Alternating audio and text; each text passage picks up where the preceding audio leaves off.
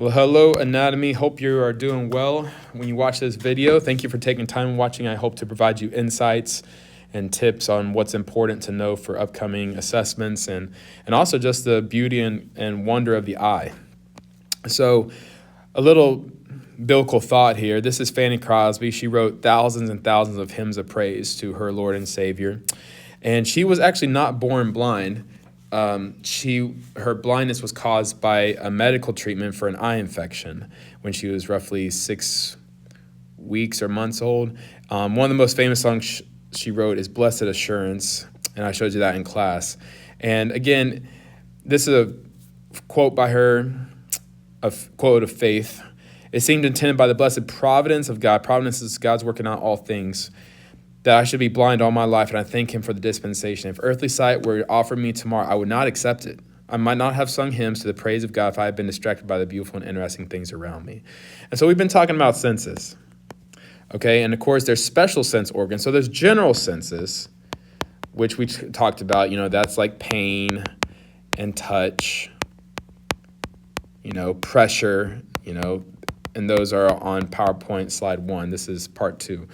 And so, but there's special senses like the eye and the ear and nose and taste buds, okay? And so this discussion is going to talk about the eye. And those, of course, there's photoreceptors, and we deal with rods and cones. Remember to be filling out the packet as we go through this, okay? So the eye and vision. Vision is the dominant sense in humans. 70% of sensory receptors in humans are in the eye. So eyes are crazy important. Obviously very important. And just think, of course, if you're living thousands of years ago, if you don't have sight, you're at a crazy disadvantage, correct? And so, of course, the Lord, just what was placed on my heart there, do you have eyes to see and ears to hear, right? And so, do you have spiritual eyes today?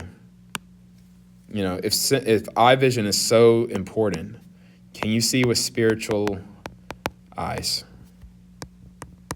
Can you discern spiritual truths around you and see God's truths around you? Just something to think about, okay? So the eye is the visual organ, of course. It lies in a bony orbit. I probably won't ask you about diameter and stuff, but it, not super large like the cow eyeball we just dissected, but large enough. And of course, fat protects. And so, of course, I don't know if you've been to the eye doctor, but they don't really do this anymore. They put that device in front of your face and they say 1 or 2 and 1 or 2 or 1 or 2. And so 20/20 vision, you probably have heard of that, but 20/20 vision measures visual acuity, which means clarity or sharpness. So if you have 20/20 vision, you can see clearly at 20 feet what should normally be seen at that distance. If you have 2100 vision, it means you must be as close as 20 feet to see what a person with normal vision sees at 100, okay? But some people actually do have better vision in 20/20. Sometimes it's 20/15, really strong visual acuity. All right, so I would definitely star this, and I gave it to you. I believe I gave it to you. I have the note packet with me here. But I believe I gave you this as well. Star this, you need to pretty much know most of these terms, okay? Of course, let's just go through them together. So the sclera, choroid, retina, superficial to deep. These are the layers of the eye. We'll go through that. Of course, there's muscles. The ciliary muscle controls the lens. Pin's not working. Cool, very nice. And then there's a lacrimal apparatus, which we'll talk about, that creates tears.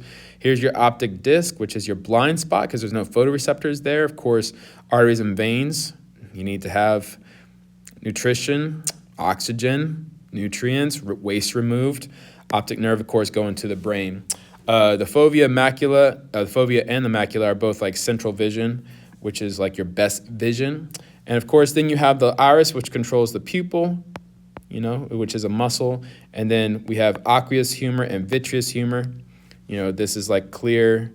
This is like the jelly-like stuff we saw in the cow eye. This is aqueous, of course, meaning watery. And then visual optic axis, that's how light goes through, and it first hits the cornea, which is transparent, which is made of cool, crystalline proteins that actually, make light able to pass through. And so those proteins come from DNA. It's a really beautiful sign of creation and just God's complex world and such. So there's accessory structures of the eye. They provide protection and lubrication and support. They include the palpebrae, which are the eyelids, and these are the superficial epithelium of the eye, and the lacrimal apparatus. So the eyelids, of course, blinking keeps the surface of the eye lubricated, free of dust, and there's like this space here. And so these eyelashes prevent foreign matter from reaching the eye surface. And so here's what an eyelid actually looks like. I gave you the picture here, but so inside the eyelid, there's these tarsal glands. And so these tarsal glands secrete lipid. If you don't remember what lipid means, it means fat. Lipid-rich product that prevents the eyelids from sticking together. That would be pretty painful and not good. And so, of course, lipids and water don't mix right. And so fat, you ever gotten wax, of course, or butter or oil, you can feel like it's going to be like reduce friction, yes, and reduce the ability to clump together. So it's just kind of interesting to think about that stuff. Here's another picture of that's in kind of porn. I gave you this as well. So the eyelashes are accessory structures. Here's the eyelid. And then this is like the opening, right? And fissure means opening. So when you have your eyes open, that's the space between both eyelids. And then we're going to talk about some of these terms as far as the lacrimal apparatus. You don't need to know this, and you don't need to know that. Sclera and pupil are fair game. Oh, and then the medial. We're not going to talk about this either. We're just getting introduced. And so the lacrimal caruncle is a massive soft tissue, and it contains glands that produce these thick secretions. And so if you ever had like those crusties in your eye or gritty deposits, that appear after a good night's sleep, well, that's from that part of your eye, okay? The conjunctiva, just some terms that we need to know, some places, some anatomy, right, is the epithelium covering the inner surfaces of the eyelids and the outer surface of the eye. So there's both eyelid conjunctiva and eye conjunctiva. And so here's just another picture here of stuff we basically went through. And so here we can see that there are muscles involved that raise the eyelids. So levator, right? Elevate. And so it lifts the upper lid, palpebrae superioris. Any movement involves muscles. And then you have this lacrimal apparatus. And this is going to be very important. I'm going to show you this here in a second, but this produces tears. And so we'll dive into this more in a little bit. And so you ever seen someone's eyes well up with tears, but the tear doesn't like trickle down? It just stays like right here. Well, there's a reason for that, and it's called meibum. It prevents tear spillage, trapping tears between the oil edge and the eyeball, makes the closed lids airtight. Okay, so there's this like lipid oil layer, okay, and then these like glands right here, a blockage that can lead to evaporated dry eye. And so, okay, that's pink eye and conjunctivitis. Some of us have been there. Not very pleasant, right? And so pink eye is redness and swelling of the conjunctiva. And what causes pink eye? There's 4 main causes: viruses, bacteria, allergens, or irritants. And so it's just this like inflammation, okay?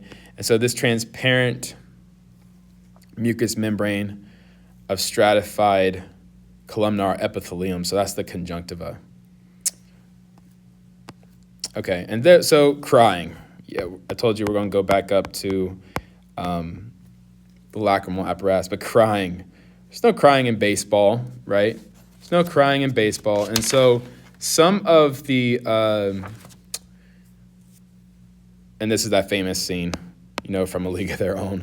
And so I'll show you that video later. But so the lacrimal apparatus, and again, probably should have the picture down here, not very good right here, but here's a lacrimal apparatus, and we'll scroll back up here in a second. But the lacrimal apparatus produces, distributes, and removes tears. And so it has multiple different components: glands, caniculi. We saw that in the skeletal system. A lacrimal sac, and then nasolacrimal duct. And so what happens here are tears are produced by the glands. They flow over the ocular surface.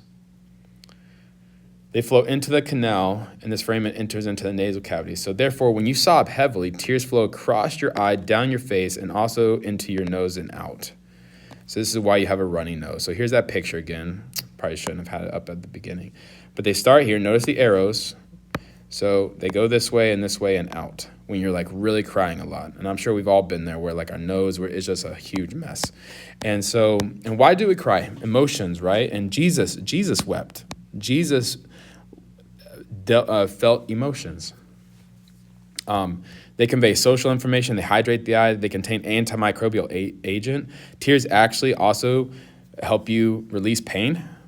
And so it's a pretty impressive structure and mechanism.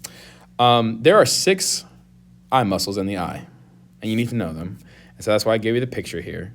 And so know these 6, and they help your eye move in various directions.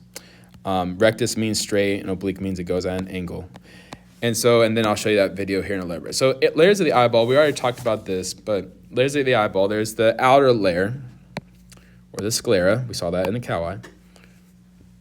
The choroid layer, which is pigmented vascular layer that prevents scattering of light. And then the retina, which is the innermost layer. And this contains the receptors, rods, which are great for night visions, and cones, which are great for day and like clarity and like acuity. And so the lens as well focuses light rays on the retina. So the sclera is the wide of the eye. We talked about that. Choroid is pigmented. Ciliary body is part of the middle layer. It's a muscle that controls the lens shape, the ciliary body. And then it secretes aqueous humor as well. Okay. This layer, ciliary body, contains muscle and the ability to do that. And then so the middle layer, of course, contains blood vessels. And then it also includes the iris, which is the colored part of the eye. It's a muscle that either constricts or dilates, and thereby opening and closing. This is not homework right here. We don't have time right this year, but the purpose, of course, eye colors has many different purposes, but also to convey social information, but it's also highly genetic, and also eye color protects our eyes from UV light, so highly genetic with that. And so here's dilated versus constricted, and it's happening at ophthalmologist offices, dilation, and that's just another picture. Okay, so the lens is important because it is located behind the pupil and posteriorly to the pupil, and it focuses incoming light, and it has to focus them on the retina. And so therefore, these photoreceptors create nerve signals and that send them to the brain. And so you see with your brain. This is just receptors, right? You don't see with your eyes, you see with your brain. Your eyes just send those signals and capture that light. Okay, and so the eye focuses light in a similar way to when you use a magnifying glass to concentrate on the sun's rays onto a piece of paper, or in this place, the grass or something. And so that's what happens. So the eye focuses, so a distant object versus a close object. You're trying to get it to focus on the retina. Cataracts is when your lens becomes cloudy. It happens sometimes due to diet, due to living conditions. There's definitely risk factors, diabetes, obesity, smoking, similar risk factors for everything. Eye inflammation or injury. But cataracts is, since the lens is made of mostly water and protein, so the proteins arranged in a precise way, but sometimes those proteins may clump together, sometimes they may, and that might start to cloud a small area of the lens, and this is called a cataract. And you can have it removed. You can watch some crazy videos. People get pretty queasy with it, but they actually break down the lens and put a synthetic lens in, and it's called cataract surgery. And here's finally the retina. There's two types of cells here that you need to know about, rods versus cones, okay? And so rods and cones, rods are low light conditions. Rods are responsible for peripheral and night vision. And then the cones are contained in the macula, which is like the portion of the retina responsible for central vision, your best vision. And they are best in bright light and allow us to appreciate color. Okay. And so, and here's kind of how light goes through, right? And so these are all these different like sensory cells. Here's your photoreceptor cells. And so pigmented layer of the retina. And so light, and we'll kind of watch a video about this too, but light comes in, hits these, and it sends a signal to the brain, okay? And so the retina is in two layers. There's like pigmented layer and the inner neutral layer. And so here's just another picture of that. And here it is underneath a microscope. That's pretty cool. But again, ganglion cells are nervous cells. And then here's rods and cones and different cells like that. And so the reason I'm kind of going through this a little quickly is because I'm probably not going to ask you this stuff due to time this year. But definitely will ask you rods and cones, okay? And there's a choroid and pigmented. So we don't want light to scatter, right? So we want these cells to receive that incoming light and then transmit the signal to the brain, okay? So here, rods and cones as well. That might help you fill out the table in the note packet. And so vision, yes, vision crosses. What you see, you can see how it crosses the optic chiasm and the optic tract, the optic nerve, right? There's that X there. And so it crosses, it does. And so certain portions of your eye are processed on the right, occipital lobe, and some are on the left occipital lobe. And so here's the retina through an ophthalmoscope.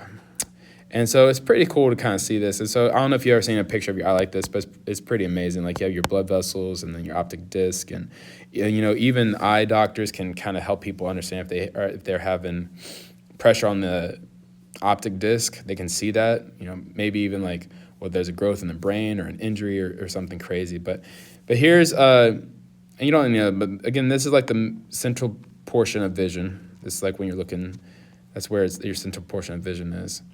And so structures in the macula are specialized for high acuity vision, clarity, clear vision. And so there's the macula again. So when you're looking straight in front of you, the macula is involved, okay? What if you woke up one day and your vision was this? Wouldn't be a very good day, right? Be pretty rough, be pretty sad. And so because of this is cloudy central vision, and so this is called macular degeneration. And I might show you a video about that, but it's when your macula and the cells in the macula start to decay and deteriorate. Not very good stuff, okay? And so we'll kind of talk about that. And so do you see the world around you? Well, if you hold your left eye closed and move towards the screen right now, trying to look at the cross, the circle will disappear. And if you hold your right eye closed and look at the circle, the cross will disappear. And so the answer is no, you don't see the entire world around you. You have a blind spot, and that's the optic disc. Okay? And so we talked about chambers a lot, vitreous humor versus aqueous. Vitreous humor is here. Aqueous humor is here. This is always replaced. This is never replaced. And those floaters in your eyes, like misfolded proteins. Sometimes you see stars and blood vessels and white blood vessels traveling. So we can look at that picture. Glaucoma is when there is a buildup of aqueous fluid humor, and so it puts pressure, which can actually lead to blindness because you can damage the nerve. And so that is a huge problem for many, many Americans. There's some genetic factors. There's some people at risk. Of course, eye health is crazy important. Nearsighted or farsighted? Myopia is the light can't focus on the retina, causing faraway objects to appear blurry. So you can see close up, but you can't see far away. You need to be able to contrast these two. Okay? So nearsightedness means you can see near but can't see far. And then hyperopia, which means you can see far but can't see near. And so what happens is you have corrective lenses that fix the incoming light. Notice the focal point, right? Focal point's here, focal point's here. And then sometimes this is because your eye is too small or too large, right? So you see how the length of the normal eye, and then we need that to be corrected, and that's where lenses or what are they called? Contacts are come into play. And so this is kind of explaining what nearsighted and farsighted means. You can pause that. And then I'll show you that video in class. Color blindness. Yeah, sometimes people can't see color. This is usually, it's an X-linked recessive trait. So remember, guys are XY and girls are XX. Well, since this is recessive, you have a gene that determines a protein that helps you see there's different types of color blindness, but nonetheless, let's say a woman is carrying the gene, marries a normal guy, remember Punnett squares back in the day, and she could pass that recessive trait on to her son, and he could be colorblind, and she wouldn't even know it. And so it's more likely in males than in females. And so here's the answers to those blanks. And so these are called Ishihara charts. And so can you see the numbers? Can you see the numbers? And there's like a little test we might do in class, or maybe not. And then finally, LASIK surgery. LASIK is correcting the lens and from the cornea, I should say, correcting it to the patient's refractive error. So there's a refractive error, which means like you can't focus light correctly. And that is basically LASIK, okay? So here's the questions I want you to go through. We'll probably go through some of the answers in class. Thank you so much for watching this. It means a lot to me, and I hope it was helpful. Let me know if you have any questions. God bless.